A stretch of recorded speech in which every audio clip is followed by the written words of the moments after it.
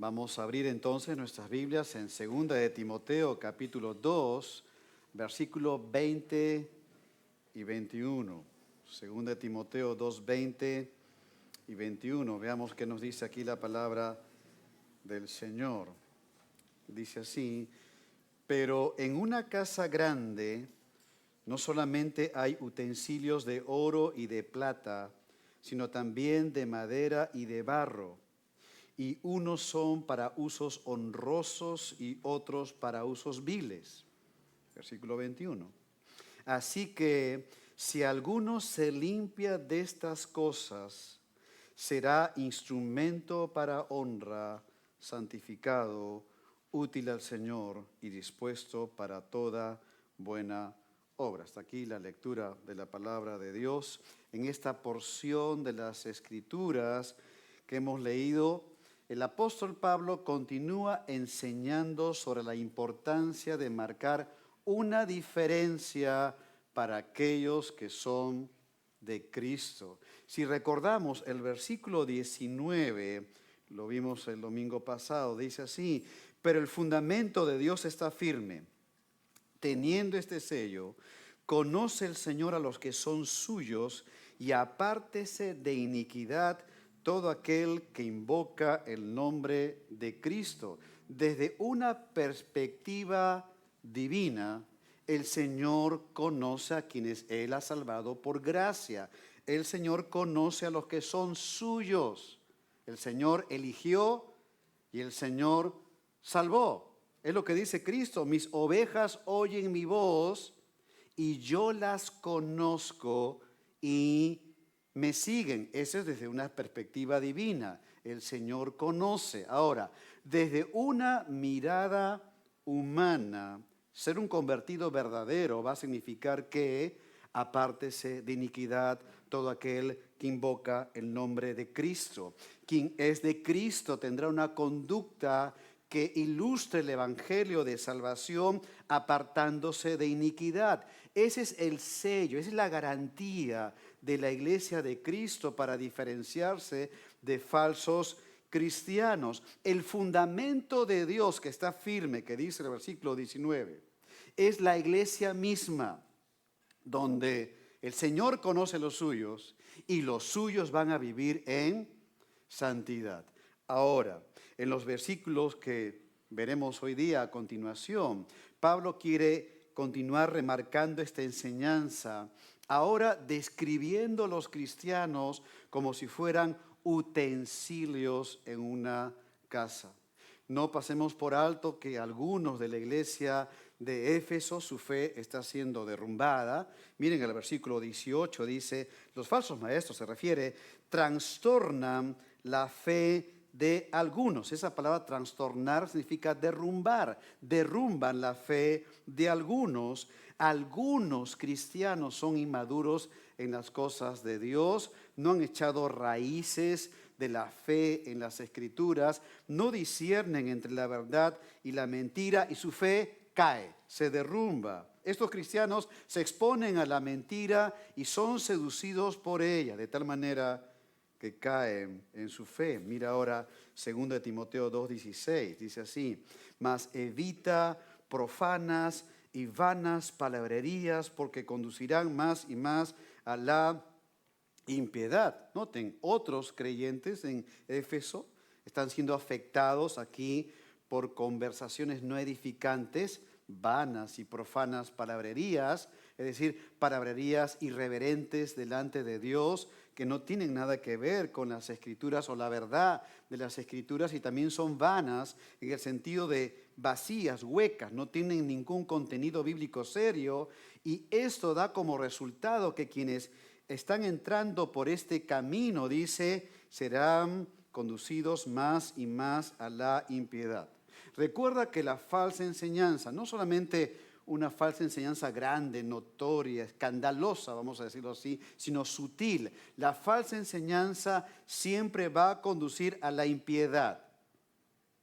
Pero Pablo va a decir en 1 Timoteo capítulo 6, versículo 3, en tu Biblia puedes anotarlo o verlo, es que la sana doctrina es conforme a la piedad. Es decir, el creyente tiene que reflejar el carácter de Cristo. Ahí está la piedad. Cristo es Dios hecho hombre. Él refleja los atributos de Dios Padre.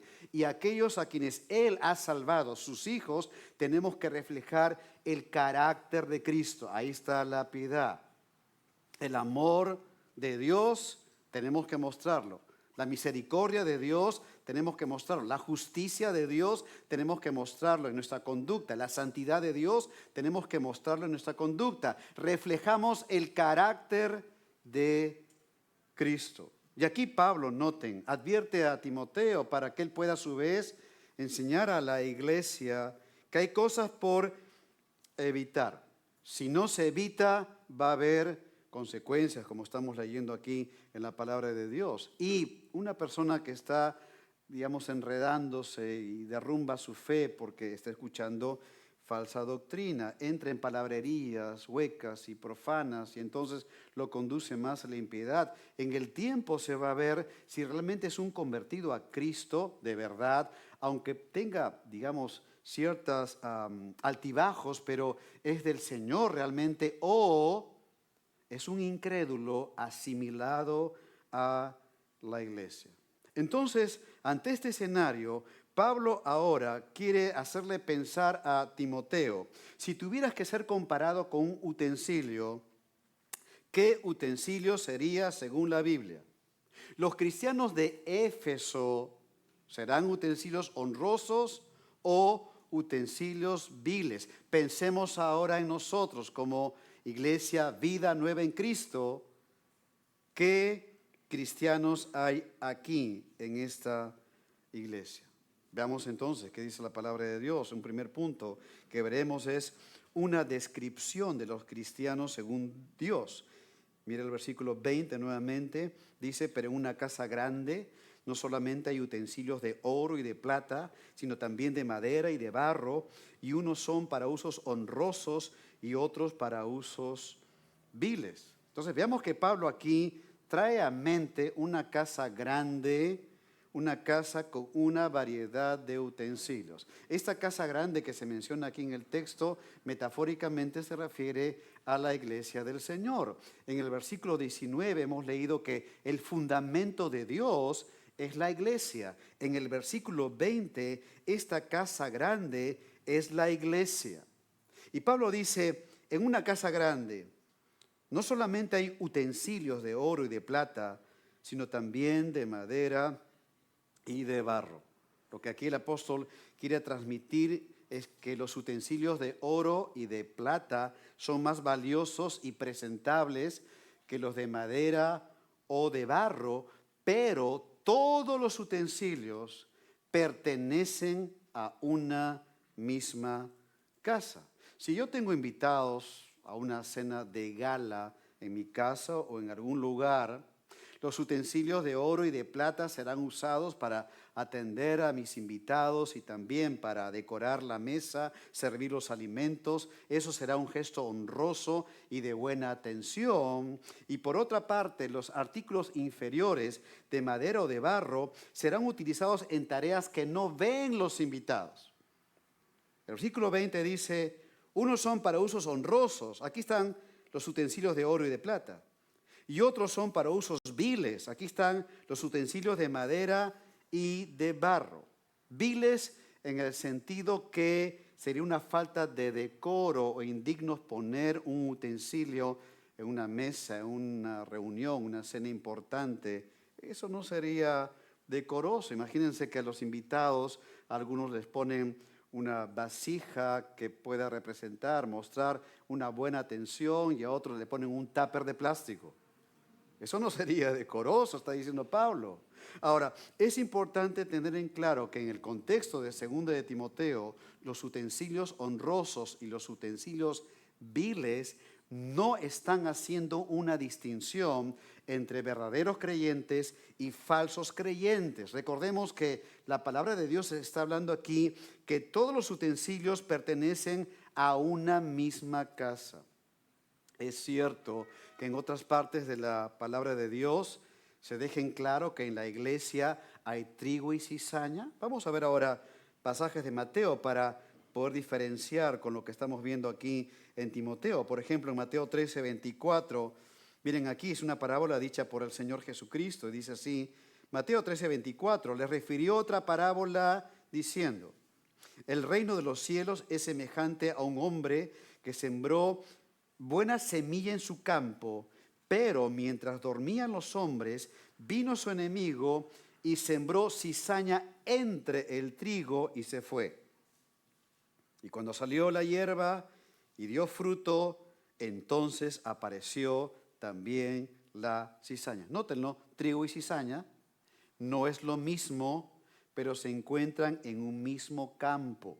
Ahora, vamos a ver cómo el Señor Jesucristo explica esta parábola. Mateo 13, 37 dice así, el que siembra la buena semilla es el Hijo del Hombre, está Cristo. El campo es el mundo. La buena semilla, el trigo, son los hijos del reino, es decir, los redimidos, los salvos, los creyentes, los que han sido rescatados por gracia. Y la cizaña son los hijos del malo, inconversos en la comunión de los santos que fueron sembrados entre el trigo, como hemos visto anteriormente.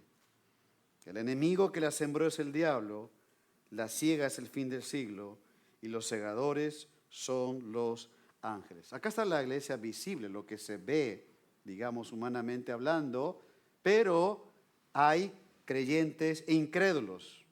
Hasta que el Señor regrese y ordene esa separación entre trigo y cizaña, entre salvos e inconversos. Cuando vamos en el libro de Apocalipsis, por ejemplo, vemos de forma muy ilustrativa lo que estamos leyendo aquí en Mateo, cuando el Señor habla a la iglesia de Sardis en Apocalipsis capítulo 3, versículo 1, una parte del versículo 1, el Señor va a decirles lo siguiente, y recuerda, es el Señor Jesucristo resucitado y glorificado quien está diciendo esto. Yo conozco tus obras, que tienes nombre de que vives. Es decir, la congregación de Sardis tenía una buena reputación. Tienes nombre de que vives. Quizá tenía buenas actividades o miembros en la congregación reconocidos en la ciudad de Sardis.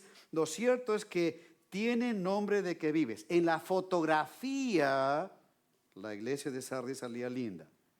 Ahora, miren lo que dice el Señor Jesucristo a continuación, porque Él continúa evaluando a esta iglesia y dice, y estás muerto. Tienes nombre de que vives, pero estás muerto. Lo que quiere decir que en esta iglesia había una gran cantidad de incrédulos asimilados como miembros, pero eran una cizaña entre el trigo. Ahora mira por favor en tu Biblia, Apocalipsis 3. Versículo 4, en tu Biblia, Apocalipsis 3, 4. Mira lo que dice acá el Señor. Estamos en la misma iglesia, la iglesia de Sardis. Sigue hablando el Señor Jesucristo, aquí resucitado y glorificado. Apocalipsis 3, 4, nota las palabras. Dice, pero tienes unas pocas personas en Sardis que no han manchado sus vestiduras y andarán conmigo en vestiduras blancas porque son dignas, es decir, pocas personas. Eran pocos salvos en la iglesia de Sardis y el resto era cizaña.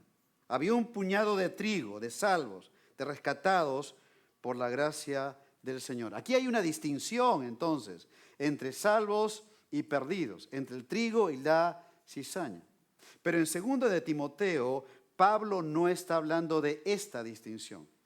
Aquí solo se refiere a creyentes. Cuando vamos al versículo 21, lo vamos a ver un poquito más adelante, desarrollándolo más.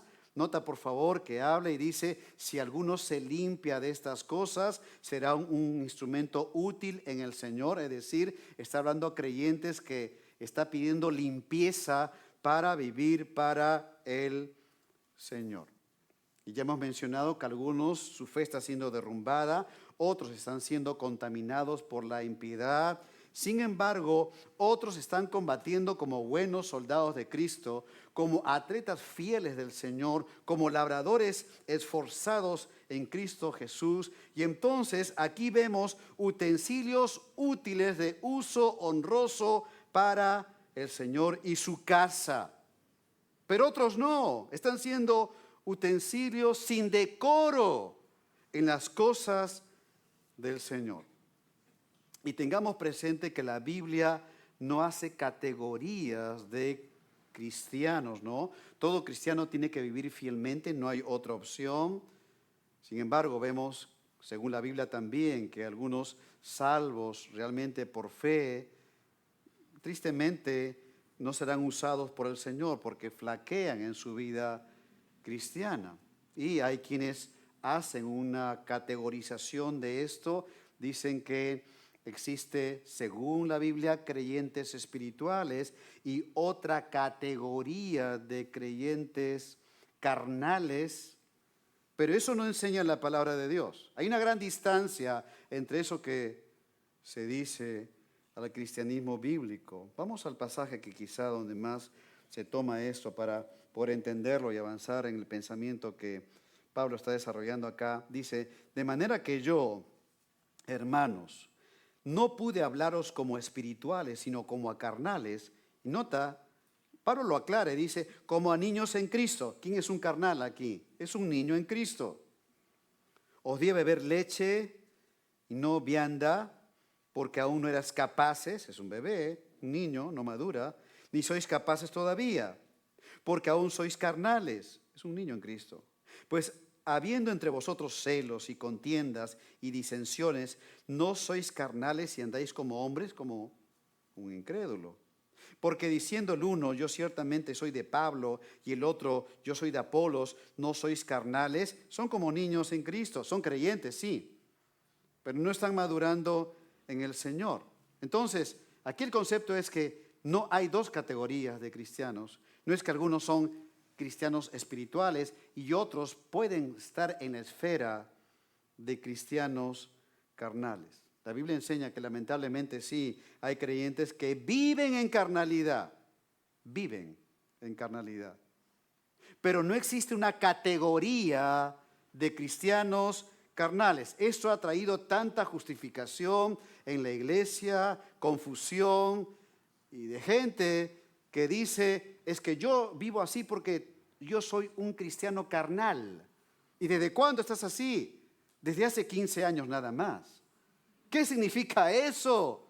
¿Qué has hecho en 15 años engañándote, pensando que hay una categoría así? No, no existe esa categoría. Todo creyente debe avanzar en Cristo. El siguiente paso para un creyente siempre debe ser el de la obediencia. Si no hay avance significativo, es muy probable que esa persona no sea un convertido verdadero. Mira ahora el llamado de Pedro en su primera carta, capítulo 1, versículo 14, dice, como hijos obedientes, no os conforméis a los deseos que antes teníais estando en vuestra ignorancia, sino como aquel que os llamó es santo, sed también vosotros santos en toda vuestra manera de vivir, porque escrito está, sed santos porque yo soy santo. Esto es el cristiano, nótalo, no hay categorías. Pedro no dice, les voy a escribir a los cristianos espirituales esto, a los demás no, que sigan siendo carnales. No, Pedro le habla a todos los cristianos, no hay categorías, no existen niveles de santidad. El mandato a la santidad es a todo redimido.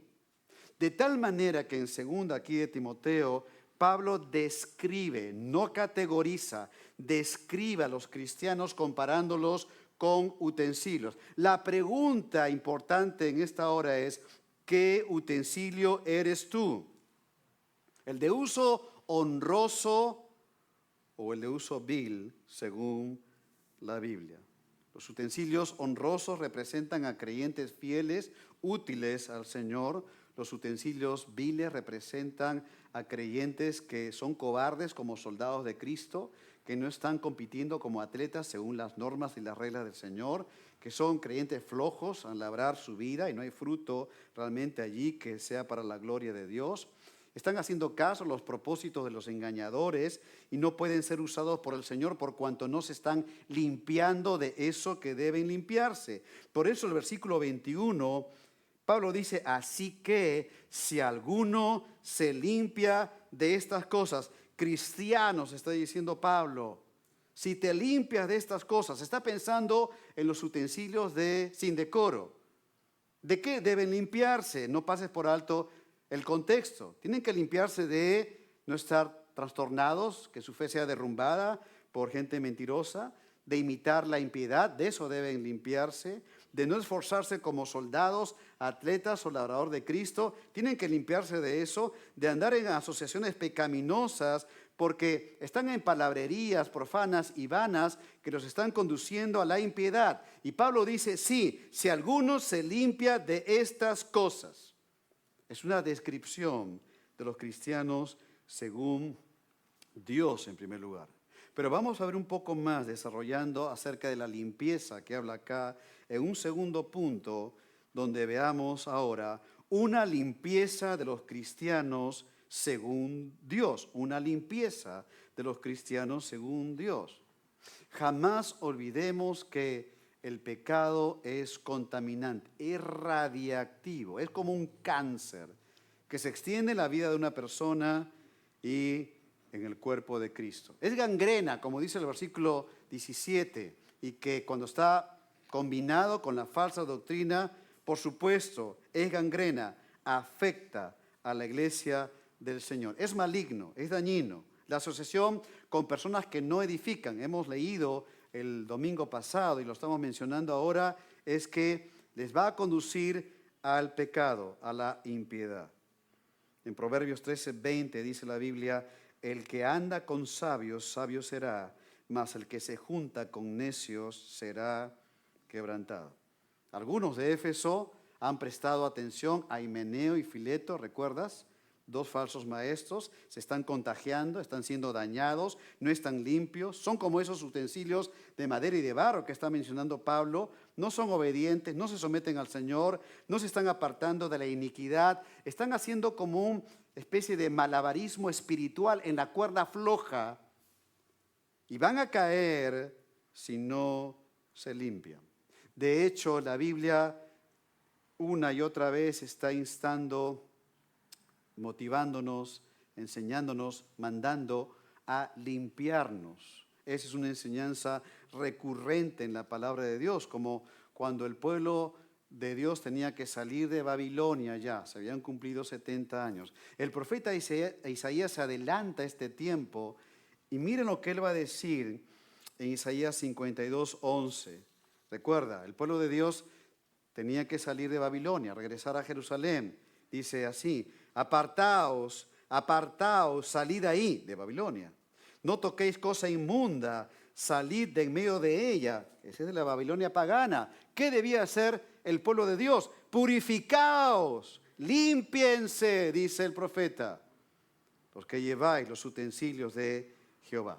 Nota que Pablo toma esta porción del Antiguo Testamento, lo conecta al Nuevo Testamento cuando escribe la segunda carta a los Corintios. Mira ahora 2 Corintios 6:17, Pablo dice así a la iglesia ahora, por lo cual salid de en medio de ellos y apartaos, dice el Señor, y no toquéis lo inmundo, y yo recibiré, y seré para vosotros por Padre, y vosotros me seréis hijos e hijas, dice el Señor Todopoderoso.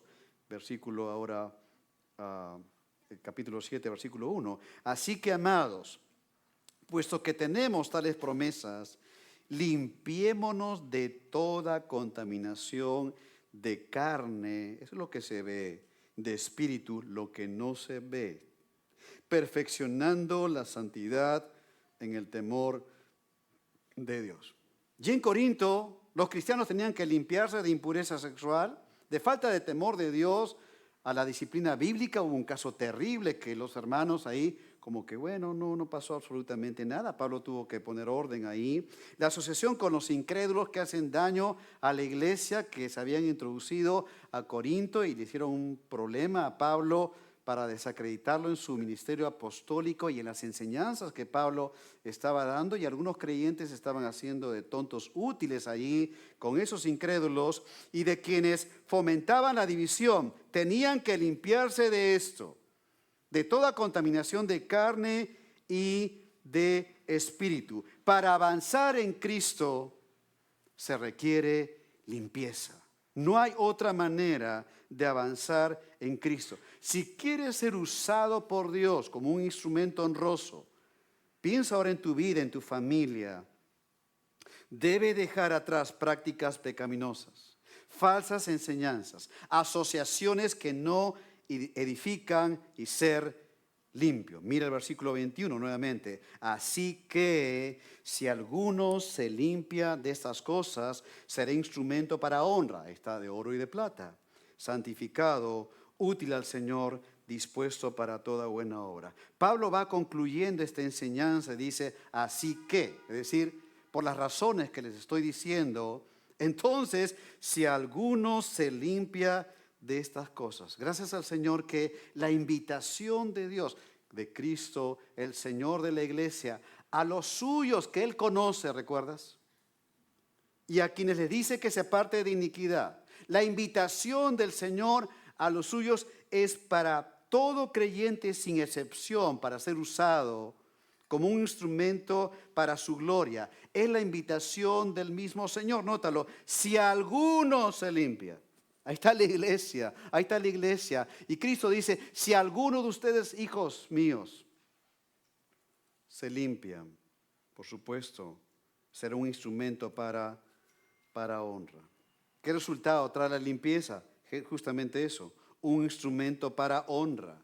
Ahora, ¿cómo luce esto en la vida de un creyente? Nótalo, el texto dice, será santificado, útil al Señor y dispuesto para toda buena obra. Santificado, útil al Señor y dispuesto para toda buena obra. Santificado, nota, hay una letra A ahí. Es un redimido apartado del pecado para vivir para Dios y su justicia. En el momento que fuiste rescatado por el Señor, perdonado, Él te hizo su hijo, te adoptó como hijo suyo. En ese mismo instante te separó del pecado. Por eso es que ya no somos esclavos del pecado. Y al mismo tiempo te separó para vivir para Él y para su gloria. Es por eso que la conversión en sí misma es una santificación, porque Dios nos separa en ese momento, pero al mismo tiempo es el inicio de un proceso de santificación progresivo en la vida en Cristo. ¿Hasta cuándo vamos a ser santificados, separados en forma práctica para vivir para el Señor? Hasta el último suspiro, que el Señor lo permita en nuestras vidas. Mira lo que Pablo dice en 1 Corintios 1:2, dice así: a la iglesia de Dios que está en Corinto, a la de Corinto, la que hemos leído con tantas situaciones problemáticas, a la iglesia de Dios que está en Corinto, mira ahora, a los santificados en Cristo Jesús. Aquí están los salvos que han sido apartados del pecado. Pero nota ahora que todo aquel que ha sido apartado del pecado tiene un llamado de Dios, porque el texto dice llamados a ser santos. Es decir, no solamente son apartados del pecado, sino apartados para vivir para Dios y su justicia. Ahí está la santificación progresiva. Aquí está que tenemos que madurar avanzando en el carácter de Cristo. Nota al final del versículo, dice con todos. No dice a los que pertenecen a la categoría de cristianos espirituales. No, con todos los que en cualquier lugar invocan el nombre de nuestro Señor Jesucristo. Todos los salvos por gracia tienen que ser santificados por gracia. Y es por eso que aquí el término santificado indica una condición que ya existe. Es decir, justamente cuando abrazamos el Evangelio, Desde ese mismo momento el Señor nos separa para Él. Esto no es mérito humano, es por pura y absoluta gracia de Dios. Mira ahora segunda de Tesalonicenses 2:13, dice así: pero nosotros debemos dar siempre gracias a Dios respecto a vosotros, hermanos amados por el Señor, de que Dios os haya escogido desde el principio para salvación, mediante la santificación por el Espíritu y la fe en la verdad. El Señor que nos escogió para salvación es el mismo Señor que nos escogió para santificación. La doctrina de la salvación sin la doctrina de la santificación no es bíblico. Ambas van de la mano. Si el Señor te salvó por gracia, es el mismo Señor que te quiere santificar por gracia. Y eso visto de manera práctica es que el creyente tiene que aprender a separarse de lo que le contamina, cualquier cosa que sea de lo que lo contamina, de aprender a batallar con sus propias tentaciones y pedirle al Señor que le ayude a vencer en Cristo. Aplica esto a tu vida diaria. Sí, tienes una agenda. De hecho, ¿dónde? ¿En el trabajo? ¿Dónde? ¿En la familia? ¿Dónde? ¿En tus relaciones interpersonales? Aplica esto a tu mente, a tu corazón, a tu boca. Aplica esto a tus oídos. Aplícalo. La pregunta es, ¿hay algo que está más pegado al mundo en tu vida que a Dios que te santificó? ¿Hay algo más del mundo a tu vida que esté pegado que a Dios que te santificó? Mira Romanos 6:19, lo que dice la Biblia acá. Así como para iniquidad presentasteis vuestros miembros para servir a la inmundicia y a la iniquidad. Eso fue antes de ser de Cristo, antes. Pablo dice, así ahora, como salvos, para santificación, presentad vuestros miembros para servir a la justicia. Sé un utensilio santificado, pero también útil al Señor, como dice el versículo 21, nótalo, ser instrumento útil al Señor. Sabemos que Pablo a lo largo de sus cartas, él anhelaba ser útil al Señor y ahora le dice a su hijo en la fe, Timoteo, sé útil al Señor. Los cristianos en su totalidad tenemos que anhelar esto, ser útiles al Señor. Esfuérzate en la gracia que es en Cristo Jesús para ser útil al Señor. Quizá uno de los pasajes donde Pablo puede expresar su anhelo y no perderse en el camino, no ser eliminado al final de la meta como una carrera, aparece en 1 Corintios 9:24. Miren aquí, entre líneas, cómo Pablo anhela realmente correr bien, luchar bien, llegar a la meta bien. Dice, ¿no sabéis que los que corren en el estadio, todos a la verdad corren, pero uno solo se lleva el premio? Corred de tal manera que lo obtengáis. Y Pablo está ahí, queriendo correr, siendo útil al Señor. Todo aquel que lucha libre ahora, de todo se abstiene, ellos, los deportistas, a la verdad para recibir una corona corruptible, pero nosotros, los cristianos, una incorruptible. Así que yo de esta manera corro en el Señor. No como a la aventura, de esta manera peleo, ¿se entiende? ¿No? En el Señor. No como quien golpea el aire, sino que golpeo mi cuerpo, lo pongo en servidumbre, no sea que habiendo sido heraldo para otros, yo mismo venga a ser eliminado. Pablo quería ser útil al Señor y no llegar ahí a la meta. No sé si has visto unos videos donde los deportistas que corren, o sea, 100 metros, 200, o una maratón, ya se creen ganadores y perdieron o se cayeron allí antes de atravesar la meta.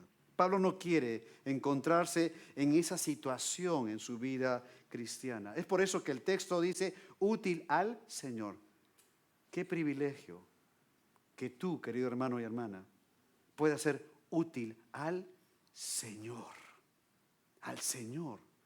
Qué honra, qué privilegio.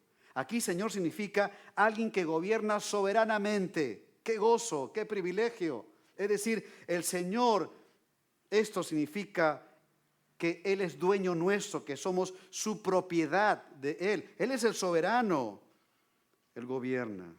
Pablo en 1 Corintios 6 19 dice, ¿ignoráis que vuestro cuerpo es templo del Espíritu Santo, el cual está en vosotros, el cual tenéis de Dios y que no sois vuestros? Grábate esto bien en tu vida, hermano y hermana. No te perteneces, porque habéis sido comprados por precios en la sangre de Cristo. Glorificad pues a Dios en vuestro cuerpo y en vuestro espíritu, los cuales son de Dios. No te perteneces, según la Biblia. Y cuando un cristiano se limpia de los obstáculos que le impiden ser usado por Dios, va a descubrir que el Señor lo usa de maneras no previstas para que Él sea exaltado. Sé útil al Señor soberano.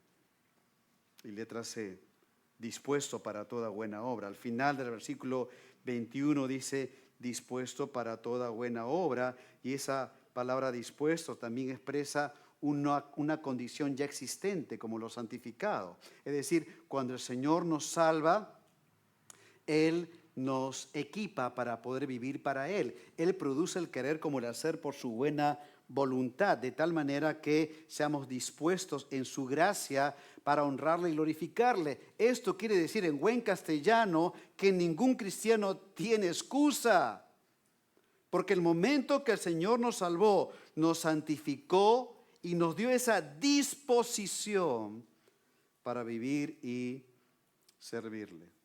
Esto significa servirle, vivir para Él con prontitud, siempre deseando agradar al Salvador con una voluntad diligente en Él, preparado para toda buena obra. Es aquel soldado de Cristo, atleta de Cristo, labrador de Cristo, que no se va a distraer. Recuerden el contexto de Éfeso, de los falsos maestros o falsos cristianos o de cualquier prueba que va a experimentar, porque su mirada está en el Señor y es a ese Señor que le va a decir, Señor, hazme útil para tu gloria, cualquiera que sea el costo que quieras ponerme en la vida cristiana, quiero vivir para ti como útil al Señor, dispuesto para toda buena obra, santificado. Y allí el Señor usa los utensilios de honra. El Rey de Reyes, el Señor de Señores, el dueño de la casa comienza a ver a los utensilios que se van limpiando,